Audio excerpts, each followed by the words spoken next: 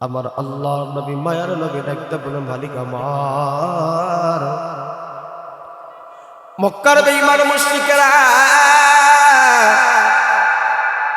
আপনাকে মহব্বত করে, আপনাকে ভালোবাসার দাবিদার, কিন্তু আমি নবী হিসাবে তারা মানে না, আমাকে রাসূল হিসাবে তারা মানে না। আপনাকে ভালোবাসে, আপনাকে মহব্বত করে আল্লাহ। আমার মহব্বত, আমার ভালোবাসা ছাড়া, আমার অনুসরণ ছাড়া প্রকৃতপক্ষে আপনার ভালোবাসা অর্জন হবে না। কথা বলেন ঠিক কিনা? মক্কার বেঈমান মুশরিকরা আপনাকে ভালোবাসার দাবিদার। ওগো আল্লাহ, আপনি তাদের কথা এবং আমার কথার মধ্যে পার্থক্য হয়ে যায়। আমার অনুসরণ অনুকরণ ছাড়া আল্লাহকে ভালোবাসা যায় না, আপনাকে পাওয়া যায় না। তারা বলে আমার অনুসরণ ছাড়া, আমার অনুকরণ ছাড়া নাকি আপনারই মহব্বত করে, আপনারা ভালোবাসি। আপনি চূড়ান্ত একটা ফয়সালা জানিয়ে দাও। আপনি মক্কার বেঈমানদের মধ্যে চূড়ান্ত একটা বিধান ফয়সালা জানিয়ে দাও। আমার আল্লাহ জিবরিল আমিনকে ডাকতে বলে, জিবরিল আমিন, আমার হাবিবকে ঘোষণা করে জানিয়ে দাও, আমি আল্লাহ সূরা আলে ইমরানের 31 নং আয়াত আমি আল্লাহ নাযিল করলাম। মক্কার বেঈমানরা বলে আমি আল্লাহকে ভালোবাসি, আমার আল্লাহকে মহব্বত করি। যদি আল্লাহর মহব্বত করতে চায়, আল্লাহর ভালোবাসা অর্জন করতে চায়, আমি আল্লাহ সূরা আলে ইমরানের মধ্যে আমার নবীর অনুকরণকে বাধ্যতামূলক করে দিলাম। আমার নবীর অনুসরণ অনুকরণ যারা, আমার আল্লাহর ভালোবাসা অর্জন হবে না। কথা বলেন ঠিক কিনা? আমার আল্লাহ পাক রব্বুল আলামিন বলেন, কুল ইন কুনতুম তুহিব্বুনাল্লাহ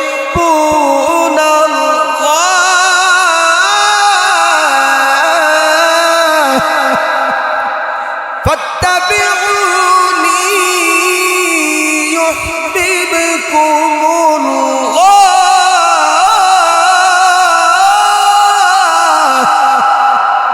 ওয়া ইয়াগফির লাকুম যুনুবাকুম ওয়াল্লাহু গফুরুর রহিম।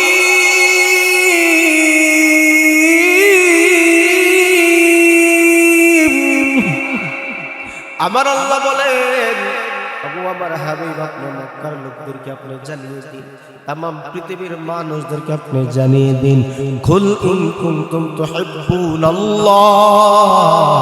আমার আল্লাহ বলেন, তোমরা যদি আমার আল্লাহর ভালোবাসতে চাও, আমার আল্লাহর মহব্বত করতে চাও, আমার আল্লাহ শর্ত করে দিয়েছেন ফাত্তাবিউনি, তোমরা আমার নবীর অনুসরণ করো, আমার নবীকে মহব্বত করো, আমার নবীর ভালোবাসো। আমার নবীর অনুকরণ, আমার নবীর আতাআত, আমার নবীর আতাআত ছাড়া, আমার নবীর অনুসরণ অনুকরণ ছাড়া আমার আল্লাহর মহব্বত করা যায় না। এই জন্য আমার আল্লাহ পবিত্র কালামুল্লাহ শরীফের মধ্যে বিভিন্ন জায়গায় আমার আল্লাহর আতাআতের পরে আমার রাসূলের কথা তুলে ধরেছেন, আতিউল্লাহ ওয়া আতিউর রাসূল। আল্লাহর আতাআত যদি করতে চাও, অনুসরণ অনুকরণ করতে হবে আমার আল্লাহ রাসূলকে। কথা বলেন ঠিক কিনা? আল্লাহর ভালোবাসার মাপকাঠি অর্জন করতে হলে আমার রাসূলের ভালোবাসা, আমার রাসূলের অনুকরণ ছাড়া আল্লাহর ভালোবাসা পরিপূর্ণ হবে। এই জন্য আল্লাহ পাক রব্বুল আলামিন আমার আপনার নবী মায়ার নবীকে এত সম্মান, এত ইজ্জত, এত মর্যাদা আমার আল্লাহ দান করলেন। আমার আপনার নবী মায়ার নবীকে কেন ভালোবাসবো? আমার আপনার নবী মায়ার নবীকে কেন মহব্বত করব? মানুষের চারটা জিনিসে একজন আরেকজনের মহব্বত করে ভালোবাসে, কয়টা কারণে? আরো জোরে কো। সহজে বোঝানোর জন্য সাইরা আঙ্গুলো দেখাইলাম, তারপর আপনারা কথা বলেন। কেমনে হয়? আপনারা কথা না বললে তো আলোচনাটা ফুটে উঠবে। একজন মানুষ আরেকজন মানুষকে চারটা কারণে মহব্বত করে, কয়টা? আরো জোরে বলেন, কয়টা? চারটা কারণে একজন মানুষ আরেকজন মানুষকে মহব্বত করে, ভালোবাসে। ঠিক তদ্রুপভাবে আমার আপনার নবীকেও চারটা গুণে চারটা কারণে আমরা যদি নবীকে সামনে নিয়ে আসি দেখবেন চার গুণওয়ালা চারটা কারণ পূর্ণতা আমার নবীর মধ্যে রয়েছে। সুবহানাল্লাহ। জামাল কামাল নওয়াল কারাবাত, জামাল কামাল নওয়াল কারাবাত, এই চারটা জিনিসের চারটা কারণে মানুষ একজন আরেকজনকে মহব্বত করে। এক নম্বর হলো জামাল মানে সৌন্দর্য। জামাল মানে কি? সৌন্দর্য। সৌন্দর্যের পাগল মানুষ আসেনি না নাই? ছেলের মেয়ে যদি বিয়া করাইতে চাই সুন্দর দিকে বিয়া করায়, কথা কয় না। নাতির যদি বিয়া করাইতে চাই নাতির বউটা সুন্দর লাগবে, কথা বলেন ঠিক নেই? সুন্দরের একটা আকর্ষণ আছে না নাই? আমার আপনার নবী জামাল পরিপূর্ণ সৌন্দর্য আমার আল্লাহ পাক রব্বুল আলামিন আমার আপনার নবীকে দিয়েছে। আমরা জানি সবচেয়ে সুন্দর পয়গম্বর ইউসুফ পয়গম্বর আলাইহিস সালাতু ওয়াস সালাম। ইউসুফ আলাইহিস সালাতু ওয়াস সালাম ছিলেন হাসান, সেটাও সৌন্দর্য। জামাল তারও মর্ম হলো সৌন্দর্য। কিন্তু হাসান এবং জামালের মধ্যে পার্থক্য আছে। শুধু দবদবে সাদা যদি হয় তার ততটা সুন্দর লাগে না, কিন্তু গঠন আকৃতি এর মধ্যে হালকা শ্যামলা বরণ যদি থাকে তার চেহারার সৌন্দর্যটা বেশি ফুটে উঠে, কথা বলেন ঠিক কিনা? ইউসুফ পয়গম্বরের সৌন্দর্য আল্লাহ পাক রব্বুল আলামিন সকল সৌন্দর্যকে একত্রিত করার পরে দুই ভাগ করলেন। এক ভাগ করে পয়গম্বর ইউসুফ আলাইহিস সালাতু ওয়াস সালামকে আমার আল্লাহ বানাইছেন এত সৌন্দর্য। এই ঘটনা বলার উদ্দেশ্য না, শুধু আপনাদেরকে একটু টাচ দেওয়ার জন্য আমি বলতেছি। পয়গম্বর ইউসুফ আলাইহিস সালাতু ওয়াস সালামের সৌন্দর্য দেখে নিজের মালিক পর্যন্ত গোলামের প্রেমে হাবুডাবু খাইছে, কথা বলেন ঠিক কিনা? আজিজে মিশরের স্ত্রী যখন জুলাইখা যখন পয়গম্বর ইউসুফের প্রেমে নিজেই হাবুডাবু খায়, তার রাজ্যের মধ্যে এমন কোন নারী নাই যে কোন নারী তার প্রেমের কথা শুনে নাই। নারীরা বলা বলি শুরু করছে, কেন কেন একটা গোলামের প্রতি এত প্রেম এত মহব্বত কেন? জুলাইখার কি কোনো রুচি বলতে কিছু নাই, কথা বলেন ঠিক নি? জুলাইখার কি কোনো রুচি নাই, যার কারণে একটা গোলামের পিছনে সে পড়ে গেছে, তার প্রেমের মধ্যে মগ্ন হয়ে গেছে। জুলাইখার কানে যখন এই কথা আসছে জুলাইখা চিন্তা করে, তারা জানে না ইউসুফ কত সুন্দর, কথা বলেন ঠিক কিনা? এবার জুলাইখা চিন্তা করলো, আমি তাদেরকে একটু দেখাতে চাই আমার ইউসুফ কত সুন্দর, কত সুন্দর আমার ইউসুফ। এই জন্য একটা নাস্তার আয়োজন করেছে জুলাইখা। নাস্তার আয়োজনটা করে এমপি মন্ত্রী দামি দামি ফ্যামিলির লোকদেরকে মেয়েদেরকে দাওয়াত দিল, সম্মান কার্ড দিল, আমরা আমার বাসভবনে আসবা, আমি নিমন্ত্রণ করলাম, আমন্ত্রণ করলাম, দাওয়াত দিলাম।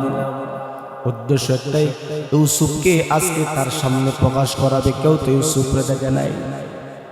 সকল নারীরা যখন মিশরের সকল নারীরা যখন এক জায়গায় জমা হয়ে গেছে আপ্যায়ন নেবে, আপ্যায়ন করার পূর্বে আজকের আপ্যায়নটা একটু ভিন্ন রকম। আমাদের বাড়ি যারা মেহমানদারি করতে আসে, মেহমানদারিতে আসে, তখন আমরা নিজে ফল কেটে কেটে সুন্দর করে প্লেটের মধ্যে সাজিয়ে মেহমানের সামনে রাখি, কথা বলেন ঠিক কিনা?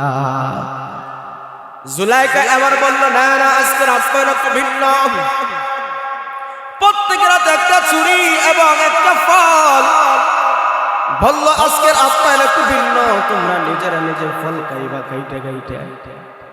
এইদিকে ইউসুফকে ডাক দেখো, ইউসুফ আমি তোমার মালিক, তুমি আমার গোলাম, আমি যা আদেশ করব তুমি তা শিরোধার্য মানতে, কথা বলেন ঠিক কিনা? পয়গম্বর ইউসুফকে বলল, তুমি একটু হালকা সাজগোজ করে আমার কথা মানতে হবে। ইউসুফ আলাইহিস সালাতু ওয়াস সালাম বলেন, আপনি আমার মালিক, অবশ্যই আপনার কথা অবশ্যই আমাকে মানতে হয়। ওই মুহূর্তে সকল নারীরা যখন ছুরি এবং ফলটা নিয়ে যখন তারা বসে আছে খাওয়ার জন্য যখন প্রস্তুত, ওই মুহূর্তে পয়গম্বর ইউসুফ যখন জুলাইখা বলল যাও তাদের সামনে দিয়ে তুমি একটু চলে যাও, তুমি একটু চলে যাও। পয়গম্বর ইউসুফ যখন ওই নারীদের সামনে দিয়ে চলে গেলে একটা ঝলক ইউসুফকে দেখার সাথে সাথে কাটতে ছিল তাদের ফল, প্রত্যেকে তাদের হাতের আঙ্গুল কেটে দিয়েছে। আল্লাহু আকবার। জুলাইখাকে ডাকতে বলল কি দেখলাম, কি হলো? জুলাইখা ডাকতে বলল কি হয়েছে বলো। সুন্দর সুদর্শন একজন যুবক আমাদের সামনে দিয়ে চলে গেল। জুলাইখা ডাকতে বলতেছে কিন্তু তোমরা তোমাদের ফল কেটে গাও। তখন তারা হাতের দিকে তাকায় দেখে ফলের মধ্যে যে চাকু ছাড়াইছে, না না না, ফল বাদ দিয়ে প্রত্যেকে প্রত্যেকের হাতের আঙ্গুলগুলা কেটে দিছে, রক্ত টকবক টকবক করে বাহির হয়ে গেছে। এবার জুলাইখা ডাকতে বলল তোমরা বলেছো আমি কেন ইউসুফের প্রেমে পাগল, যেই যুবকটা গেল সে আর কেউ নয়, সে হলো আমার গোলাম ইউসুফ। এবার ওই নারীরা বলল না না না, একটা পুরুষ হতে পারে না, সে বোধহয় একজন ফেরেশতা। আমি আপনাদেরকে যে কথাটা বোঝাতে চাইলাম, ইউসুফ পয়গম্বর সৌন্দর্য ছিলেন কে ছিলেন না? কথা বলেন। জামালে হুসন ইউসুফ পর ফকত আশিক জুলাইখাতে, জামালে হুসন ইউসুফ পর ফকত आशिक जुलेखा ते तुम्हारे रोशन पर फदा सारी खुदाई। पैगम्बर यूसुफ अलैहिस सालामेर सौंदर्যের মধ্যে শুধুমাত্র আশিক ছিল জুলাইখা, কথা বল ঠিক নেই? আর আমার আপনার নবী মায়ার নবীর সৌন্দর্যের প্রতি তাম দুনিয়ার মানুষ ব্যাকুল পাগল পড়া, কথা বলেন ঠিক কিনা?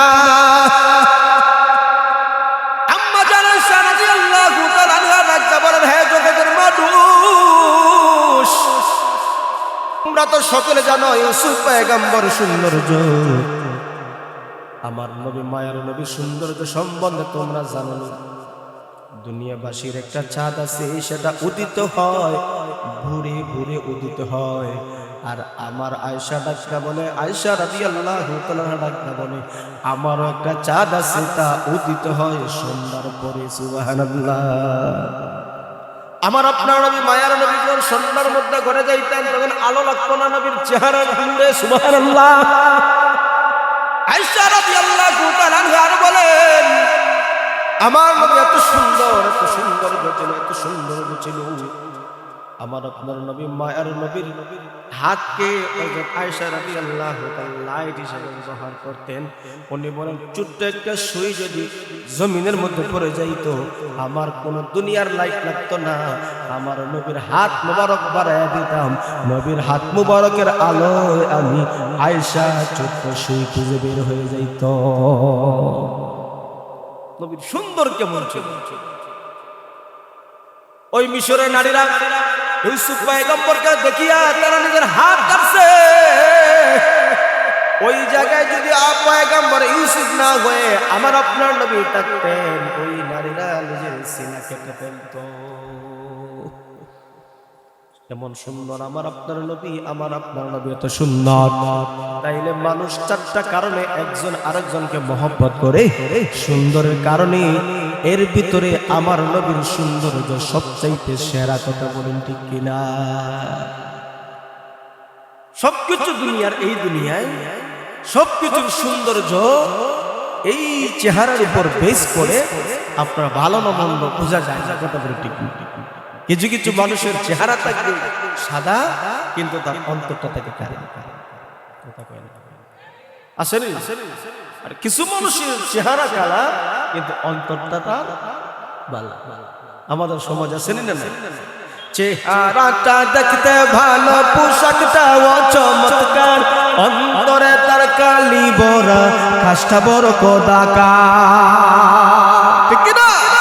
চেহারাটা দেখতে ভালো, পোশাকটাও চমৎকার, অন্তরে তার কালি বরা কাজটা বড় কোদাকার তাকে যদি মানুষ বলো একে যদি মানুষ বলো আমার বলার কিছু নাই মানুষ দেখতে চলো এবার জাদু ঘরে যাই সবাই হাইরে সাদের দুনিয়ায় মানুষ পাওয়া বড় দায় মানুষ দেখতে চলো এবার জাদু ঘরে যাই সবাই রাস্তাঘাটে যায় না চলা এই মানুষের ভিড়ে আবার ওই ভিড়ের মাঝে কেহ অন্যের পকেট মারে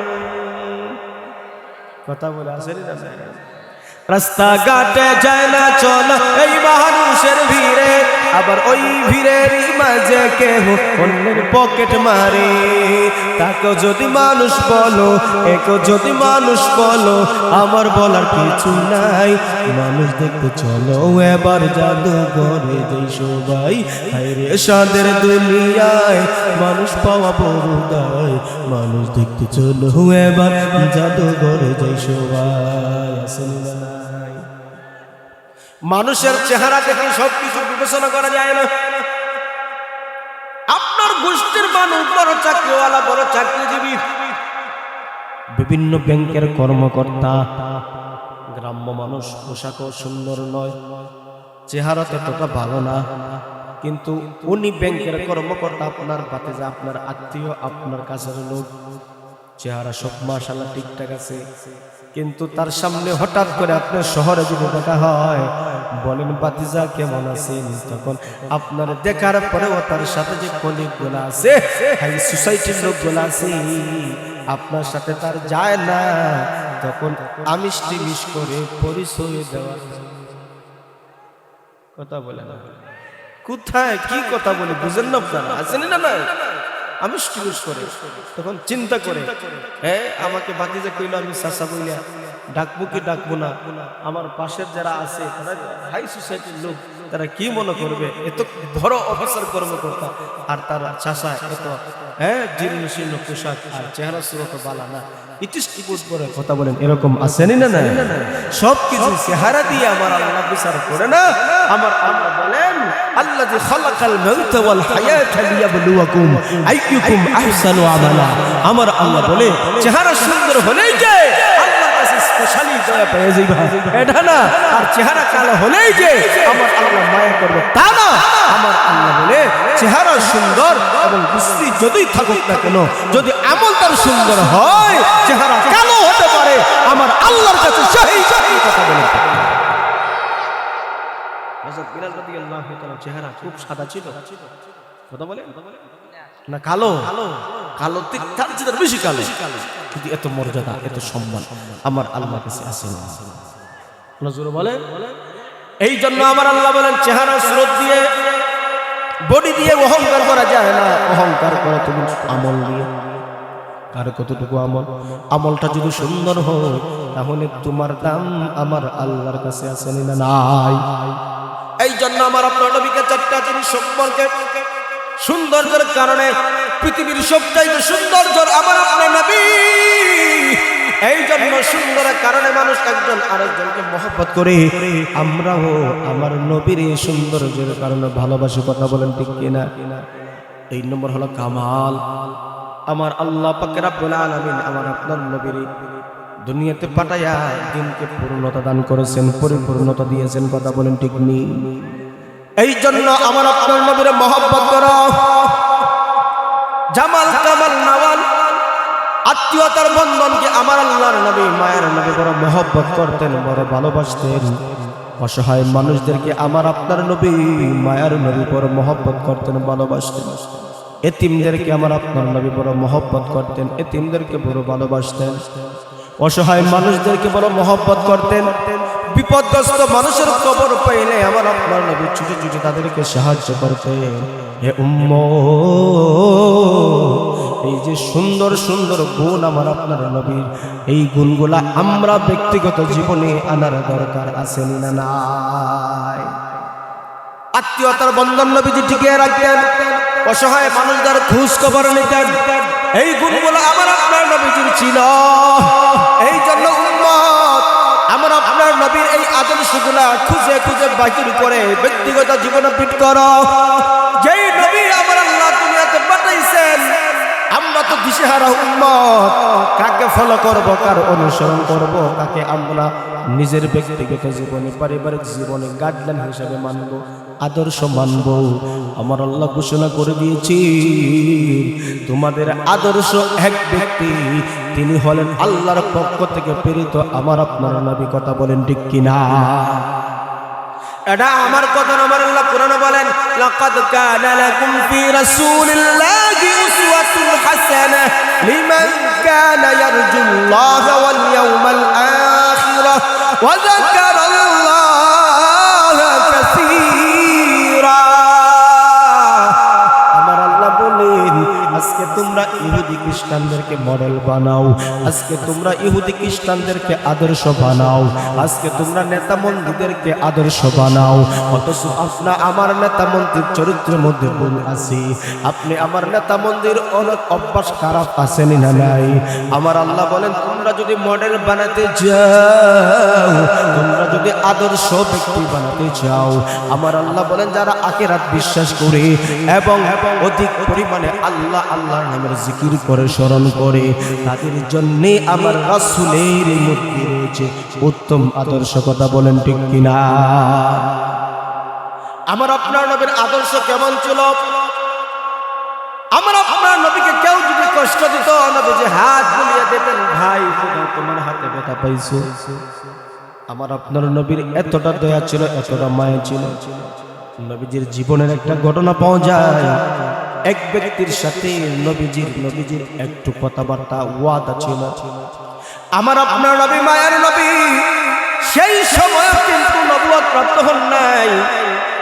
40 বছর পরে আমার আল্লাহ নবীজিকে নবুয়ত দান করেছেন। 40 বছর আগের ঘটনা। নবীজির আদর্শ কেমন শুরু থেকেই ছিল। একজন লোক বলল, মুহাম্মদ তুমি এই গাছের নিচে দাঁড়াও, আমি ওয়াদা দিচ্ছি ঘরের ভিতরে যাব আর তোমার সাথে এসে সাক্ষাৎ করব। আল্লাহর নবী মায়ার নবী, ওই ব্যক্তি যেহেতু ওয়াদা বলেছে এখানে দাঁড়ানোর জন্য, একদিন নয়, 2 দিন নয়, 3 দিন পর্যন্ত এই জায়গায় নবীজি দাঁড়িয়ে। কিন্তু যে লোকটা ওয়াদা করে বাসায় গেল, ঘরে গেল, ওই লোকটা ভুলে গেছে। আমরাও অনেক সময় হয়, আমরা বন্ধুকে অথবা কোনো কাউকে ফোন দিয়ে বলি তুমি বাজারে থাকো, আমি আসতেছি, কিন্তু হঠাৎ করে আমরা ভুলে যাই। হয় কি হয় না? কথা বলে রাস্তার মোড়ে দাঁড় করে আর কি বলে এখানে দাঁড়া, আমি বাসায় যাবো আর আসবো, কিন্তু আমরা অনেকে ভুলে যাই। ওই লোকটাও ভুলে গেছে। 3 দিন পরে ওই রাস্তা দিয়ে ওই লোকটা যায়, হঠাৎ করে দেখে মুহাম্মদ নবী এই জায়গায় দাঁড়িয়ে আছে। লোকটা দেখার সাথে সাথে স্মরণ হইল, আমি তো গত কয়েকদিন আগে মুহাম্মদকে বলেছিলাম এই জায়গায় দাঁড়ানোর জন্য। আসলে কি মুহাম্মদ বাড়িতে গেল নাকি এখানে দাঁড়ায় গেল? দৌড়ে গিয়ে ডাকতে বলতেছে, মুহাম্মদ তুমি কি বাড়িতে যাও নাই? এবার আমার আপনার নবী মায়ের নবী ডাকতে বলল, না না না, আমি কেমনে বাড়িতে যাব?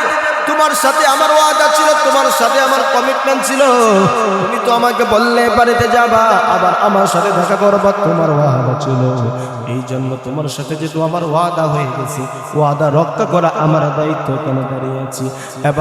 এবার ওই লোকটা অনুতপ্ত হয়ে গেল, মুহাম্মদ আমি বুঝতে পারিনি, আমি ভুল করে ফেলছি, এই জন্য আমি ঘরের মধ্যে যাইয়া তোমাকে দাঁড় করায় রাখছি, কথা ভুলে গেলাম, আমার ভুলের জন্য তোমার কাছে ক্ষমা প্রার্থী। আল্লাহর নবী মায়ার নবী কোনো কথা বলে নাই, কোনো কথা বলে নাই। ভুল যে এত বুঝতে পেরেছো, এমন আপনার নবী দয়ার নবী মায়ার নবী 3 দিন এক জায়গায় দাঁড়িয়ে যে কষ্ট হয়েছে, আমার আপনার নবীর সাথে সাথে ওই ব্যক্তিকে মাফ করে দিয়েছি। এত দয়া, এত মায়া, মোহাব্বত আমার আপনার নবী। আমার আপনার নবী রাহমাতুল লিল আলামিন। আসমানের জন্য যেমন নবী রহমত, জমিনের জন্য তেমন রহমত, মানুষের জন্য যেমন রহমত, পশু পাখি সকলের জন্য নবী রহমত। কথা বলেন ঠিক নেই? এই জন্য রাহমাতুল লিল আলামিনের চরিত্র, রাহমাতুল লিল আলামিনের ভালোবাসা আমাদের অবশ্যই দরকার, অবশ্যই দরকার। আমার আপনার নবীর চরিত্র কেমন কেমন পবিত্র কালামুল্লাহ শরীফের ভিতরে আমার আল্লাহ তুলে ধরেছেন, ওয়া ইন্নাকা লাআলা খুলুকিল আযীম।